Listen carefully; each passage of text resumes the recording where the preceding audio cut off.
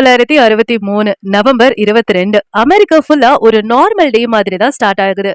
இந்த டெல்லாஸ் சிட்டில பீப்பிள் எல்லாருமே ஸ்ட்ரீட்ஸ்ல நின்னுட்டு இருந்தாங்க, கொடிய வச்சுட்டு கேமரா வச்சுட்டு சிரிப்போட.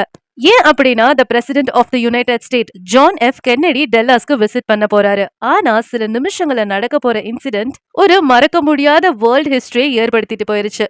ஒரு கொஸ்டின் மட்டும் 60 வருஷத்துக்கும் விடை தெரியாம அலைஞ்சிட்டு இருக்கு. கென்னடிய கொன்னது யாரு? அபிஷியல் ரிப்போர்ட் சொல்லுது அது ஒரு அசாசின் தான், ஒரு சிங்கிள் மேன். அவன் பேர் ஆஸ்வால்ட், லைக் லீ ஹார்வே ஆஸ்வால்ட். ஆனா மில்லியன்ஸ் ஆஃப் பீப்புள் என்ன நம்புறாங்க அப்படின்னா அவன் ஒரு ஸ்கேப் கோட் மட்டும் தான். இந்த மிஸ்ட்ரி டீப்பா எக்ஸ்ப்ளோர் பண்ணும் போது நான் பார்த்தது நிறைய டாக்குமெண்ட்ரிஸ், புக்ஸ் இத பத்தி படிச்சது.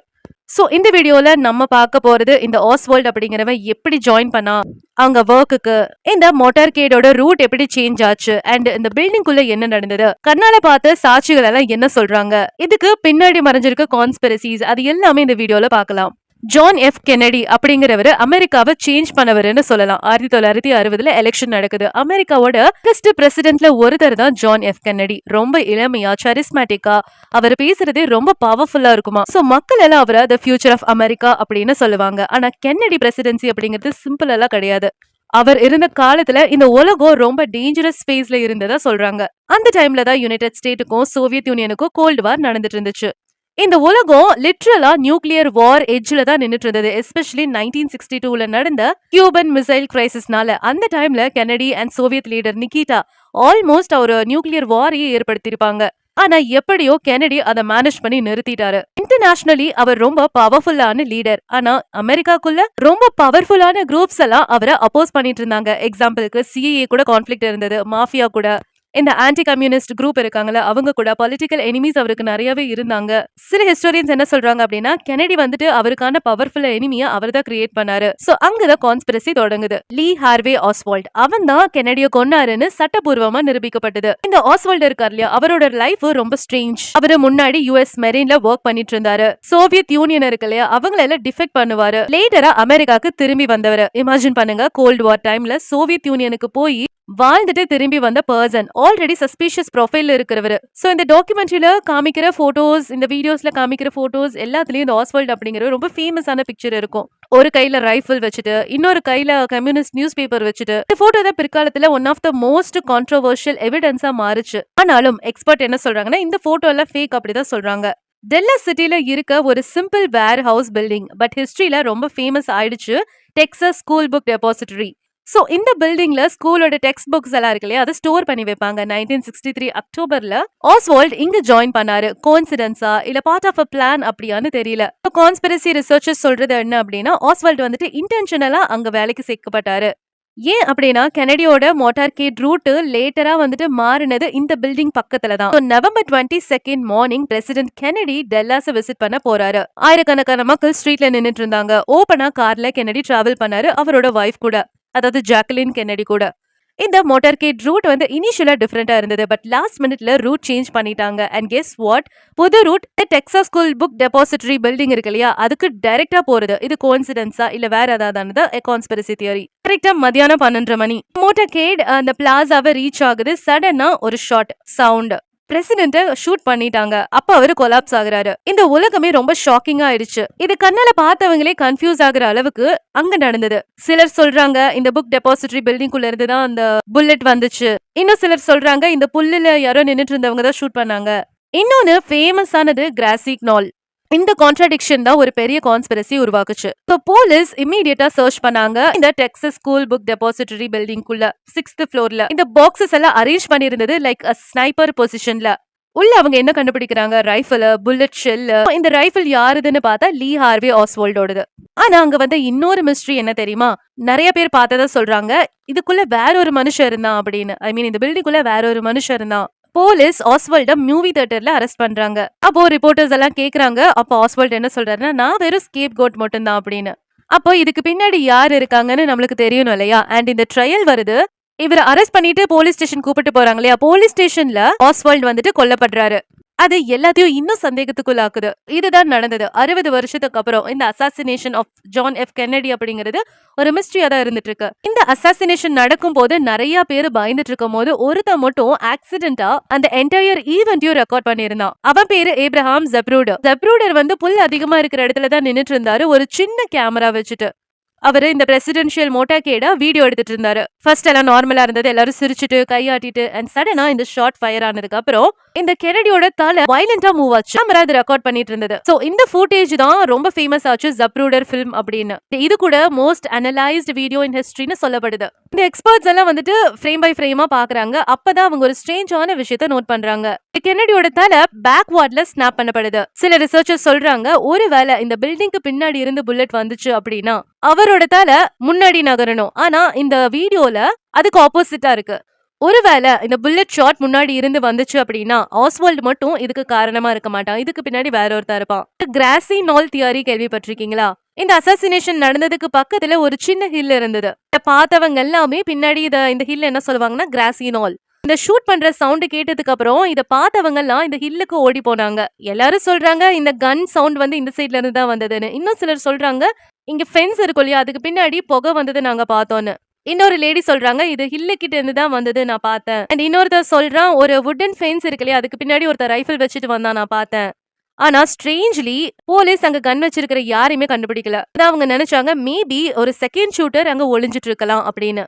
இன்னொன்னு த மேஜிக் புல்லட் மிஸ்ட்ரி. இந்த தியரியா ரொம்ப கான்ட்ரோவர்ஷியல் பார்ட்டா பார்க்கப்படுது.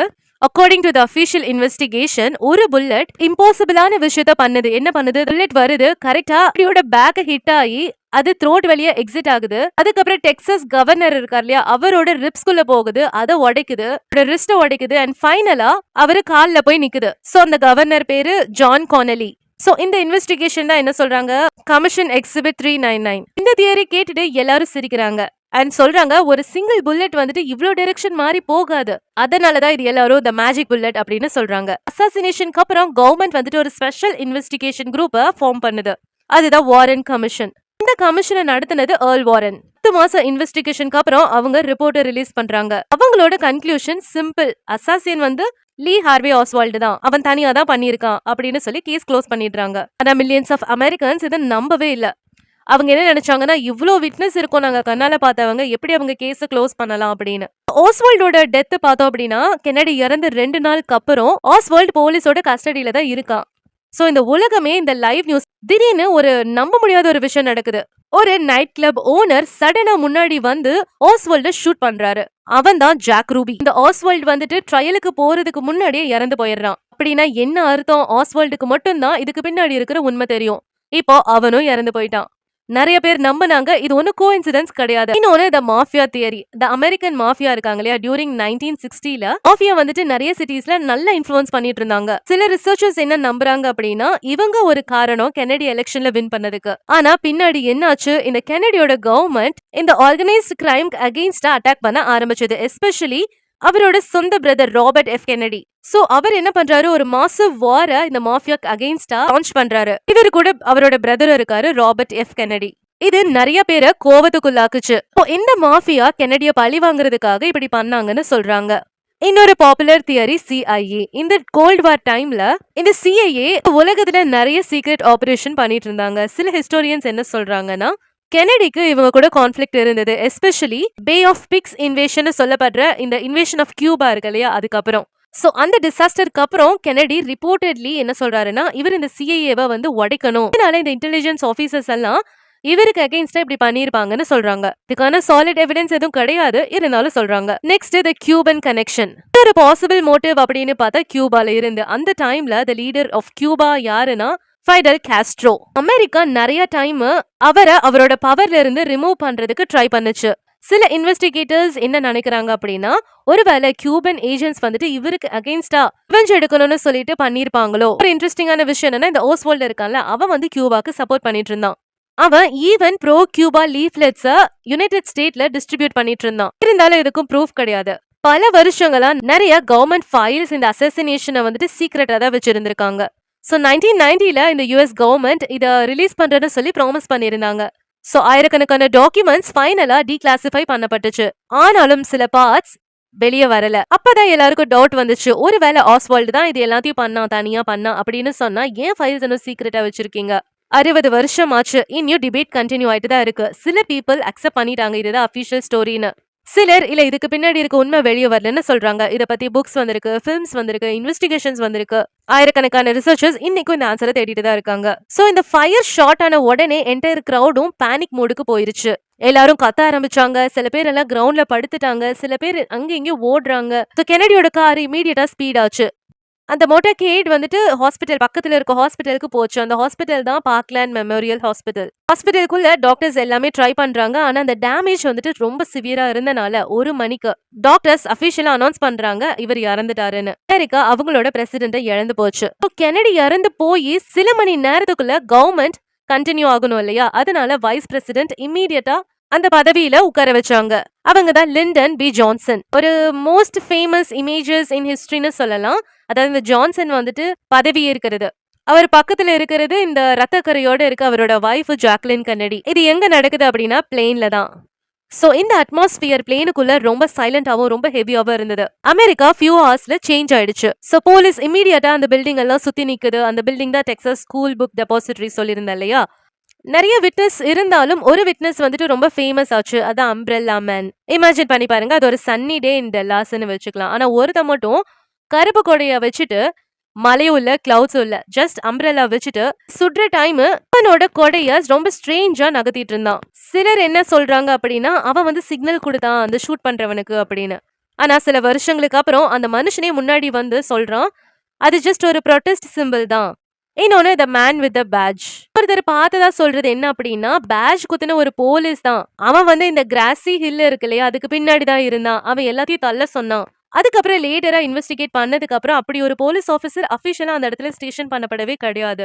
இந்த CIA ஃபைல்ஸ்னு பார்த்தா இந்த கோல்ட் வார் டைம்ல இன்டெலிஜென்ஸ் ஏஜென்சிஸ் இருக்காங்க இல்லையா அவங்க ஒரு ஹியூஜ் அமௌண்ட்ஸ் ஆஃப் சீக்ரெட் இன்ஃபர்மேஷனை வச்சிருந்தாங்க. Especially CIA ஓடது. சில டாக்குமெண்ட்ஸ் என்ன சொல்லப்படுது அப்படின்னா இந்த ஆஸ்வால்ட் இருக்கான் இல்லையா இந்த சம்பவம் நடக்கிறதுக்கு முன்னாடி அவன் மெக்சிகோ சிட்டிக்கு போய் அங்க சோவியத் யூனியனையும் கியூபன் எம்பசிஸையும் விசிட் பண்ணியிருக்கான் அப்படின்னு. அப்பதான் சிலருக்கு சந்தேகம் வருது ஒருவேளை இந்த இன்டெலிஜென்சிஸ்க்கு இதெல்லாம் தெரிஞ்சும் கூட ஏன் அவனை தடுத்து நிறுத்தலன்னு.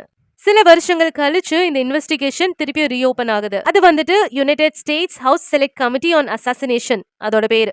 இந்த கமிட்டி என்ன பண்றாங்க அப்படின்னா அப்ப நடந்த இன்சிடென்ட்ல ஆடியோ ரெக்கார்டா இருக்குல்ல அதை வந்துட்டு ஸ்டடி பண்றாங்க. சோ அதுதான் எல்லாத்தையும் ஆச்சரியமாக்குச்சு. என்னன்னா செகண்ட் ஷூட்டர் இருக்கிறதுக்கான ஹை ப்ராபபிலிட்டி இருக்குன்னு. அப்படின்னா ஆஸ்வால்ட் மட்டும் இருக்க மாட்டான். அவனுக்கு பின்னாடி இன்னொரு ஷூட்டர் இருந்திருக்கான். இதுக்கு பின்னாடி இன்னொரு ஷூட்டர் இருக்கான் அப்படிங்கிறதுக்கான ப்ரூவன் எதுவும் கிடையாது. சோ இந்த ஜான் எஃப் கென்னடியோட அசாசினேஷன் அப்படிங்கிறது தான் ஒரு ஹிஸ்டரியிலேயே மோஸ்ட் இன்வெஸ்டிகேட்டட் ஈவென்ட்ஸ்ல ஒன்னா பார்க்கப்படுது. 1000 புக் எழுதியிருக்காங்க. ஹண்ட்ரட்ஸ் ஆஃப் டாக்குமெண்ட்ரிஸ் எடுத்திருக்காங்க. இன்னும் நிறைய பேர் டிஸ்கஸ் பண்ணிட்டு தான் இருக்காங்க. என்ன மாதிரி அந்த டிலே பிளாசா இருக்குல்ல அது இன்னைக்கும் இருக்கு. இன்னைக்கு டூரிஸ்ட் எல்லாம் விசிட் பண்ணிட்டு தான் இருக்காங்க. ஹிஸ்டரி சேஞ்ச் ஆன இடத்த அந்த ஆஸ்வால்ட் ஒர்க் பண்ணிட்டு இருந்தாலே அந்த பில்டிங் கூட இப்பவும் இருக்கு. இப்பவும் டெக்சாஸ் ஸ்கூல் புக் டெபாசிட்டரி தான் கூப்பிடுறாங்க. அங்க போய் நிக்கும் போது எல்லாரும் கேட்கிற கேள்வி இதுதான். 1963 நவம்பர்ல ஆஃப்டர்நூன்ல என்னாச்சு? இது பிளான் பண்ணப்பட்ட கான்ஸ்பிரசி.